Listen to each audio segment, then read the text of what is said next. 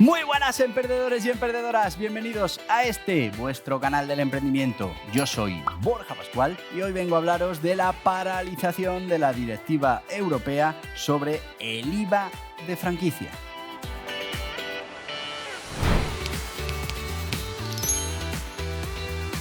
Y sí, amigos, hace ya muchos meses hablábamos de este IVA en franquicia, algo que ya existe en muchos países de la Unión Europea y que, bueno, pues la verdad iba a permitirnos competir con esos otros autónomos en ventajas fiscales. En principio, lo que iba a quitar a, bueno, pues un gran número de autónomos es la obligación de tener que estar declarando el IVA porque, bueno, pues hasta 85.000 euros de facturación se iba a considerar esta franquicia de IVA. Bueno, pues por aquí os dejé un vídeo, ahí lo tenéis, ese vídeo en el que hablábamos de todo esto y, bueno, pues finalmente, como muchísimas cosas que nos pasan a los autónomos, pues resulta que se paraliza esta directiva de IVA de franquicia y, bueno, pues se produce un golpe tremendo para los autónomos que estabais ya deseando incorporaros a este IVA en franquicia.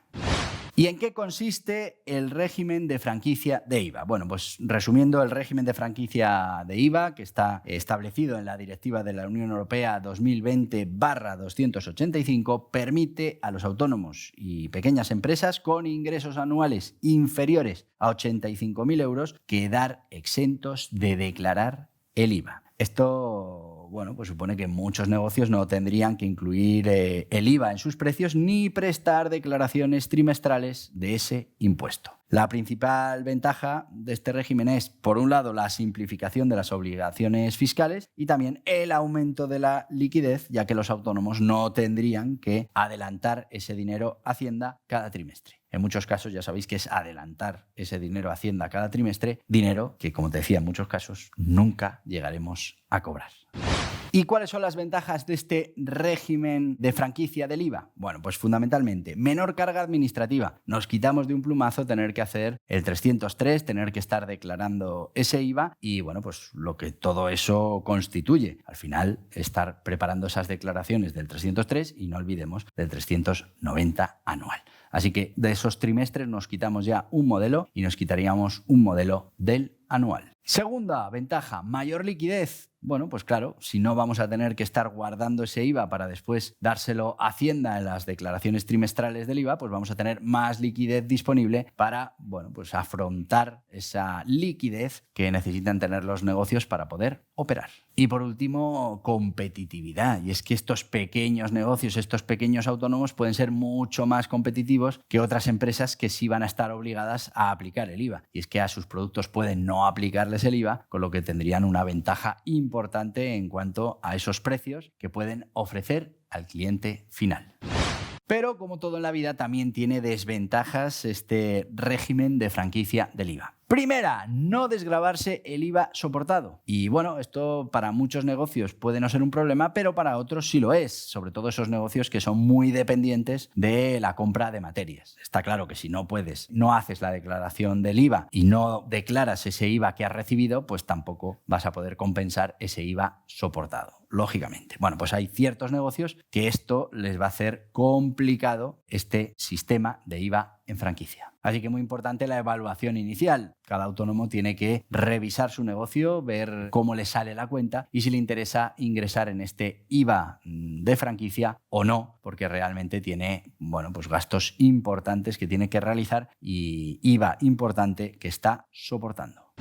Y sí, yo también paralizo este vídeo y no continúo hasta que no te suscribas. Esto es así, hay que conseguir suscripciones como sea. Tenemos que llegar a 1 millón de suscriptores, todavía estamos lejos, así que suscríbete que te estoy dando una información interesante. Además, coge este vídeo y mándaselo a toda esa gente que le pueda interesar, a todos esos amigos autónomos que decían, yo en cuanto salga el IVA franquiciado o el modelo de franquicia de IVA, pues me voy a apuntar porque tal, porque... Bueno, pues mándale este vídeo y pídeles que se suscriban. Tenemos que ser muchos para que se nos oiga y para que podamos cambiar todas estas cosas que al final se hacen porque que no terminan de tener repercusión para la clase política. Pueden tocar absolutamente todo lo que quieran de los autónomos, que ya sabéis que somos difíciles de poner todos juntos y de protestar por estas cosas que nos hacen y que, bueno, pues al final afectan a toda la economía. Así que te voy a pedir que te suscribas, ahí tienes la suscripción. Te voy a recordar que tenemos otro proyecto dentro de YouTube, que es un vídeo podcast con contenido diario de lunes a domingo, todos los días, unos 20 minutillos, diferentes secciones por día, y en el que, bueno, pues aprendemos a emprender y hablamos del emprendimiento de guerrilla. Búscalo ahora en YouTube, emprendimiento de guerrilla, te vas para allá, te suscribes y vuelves. Venga.